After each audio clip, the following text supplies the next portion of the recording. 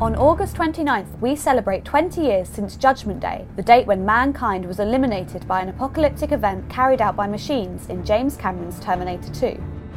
Released in the summer of 1991, the seminal sci-fi masterpiece is getting a re-release this month with a new 3D version overseen by Cameron himself.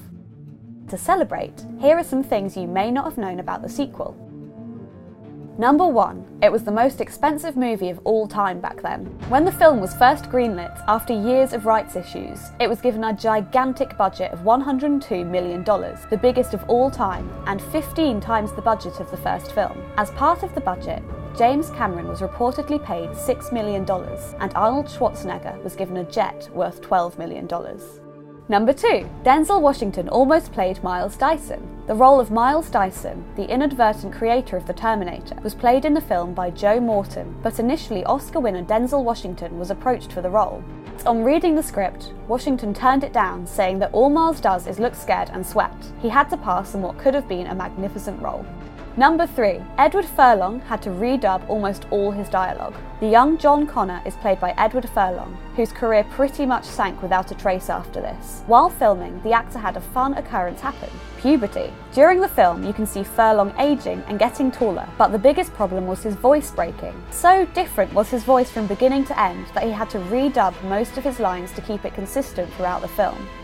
Number 4. Terminator 2 held the record for the biggest R-rated opening weekend of all time for 12 years. Given its gigantic budget, everyone involved hoped the film would be a smash hit, and it was. Opening on July 3rd across the USA, the film took in over $52.3 million, the biggest opening for an R-rated film, and was not beaten until 2003 when The Matrix Reloaded was released. Number 5. Billy Idol was the first choice for the T-1000. We can all agree that Robert Patrick's performance at the evil T-1000 was the role he was born to play, and to this day is one of the best bad guys ever to grace the silver screen. But it was almost very different. During the initial preparations for the film, James Cameron reportedly wanted 1980s pop star Billy Idol for the role. We're not sure the blonde hair would have been inconspicuous enough for a Terminator.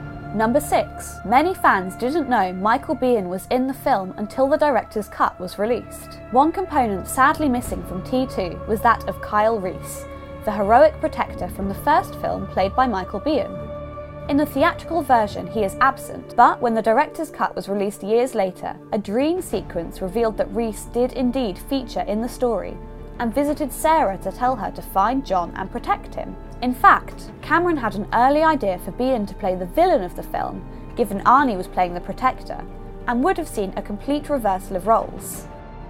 Number 7. Its legacy lives on. The film has enjoyed a long legacy in the years since, as well as 3 sequels, but its impact on other films, television shows and entertainment is still being felt today. Robert Patrick appeared as the T-1000 in Wayne's World, Sylvester Stallone played the T-800 in Last Action Hero and could be seen in the video store on a giant poster.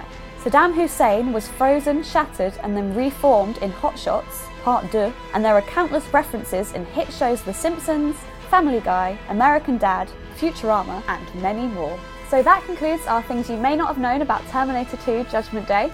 Comment below with your favourite and let us know in the comments if you think there's anything we've missed. As always, follow us on all the usual channels and we look forward to seeing you next time. Hasta la vista, baby. Ladies and gentlemen, you're watching Hey You Guys! Hey You Guys, huh? Is that from the Goonies? Nice. Hey!